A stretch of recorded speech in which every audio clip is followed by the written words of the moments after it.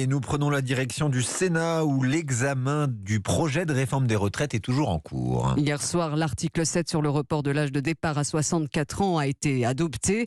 Aujourd'hui, les sénateurs ont voté en faveur d'une surcote de 5% pour les mères de famille qui décideraient de continuer à travailler après 63 ans.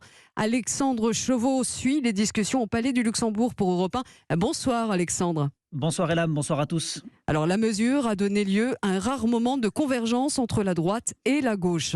Oui, alors la droite, c'est plutôt logique puisque c'est elle qui a déposé l'amendement. La gauche, en revanche, c'est vrai, ne s'y est pas opposée.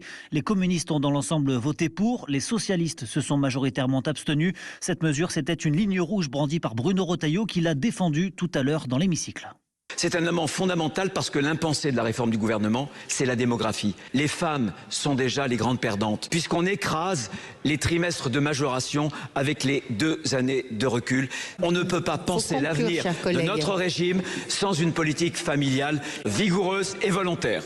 Alors les débats se poursuivent en ce moment sur la pénibilité en général, sur l'âge de départ des travailleurs handicapés notamment, le tout sur fond de course contre la montre pour réussir à débattre de tous les articles avant dimanche soir. La gauche accuse toujours la droite d'abuser du règlement pour limiter la durée des débats.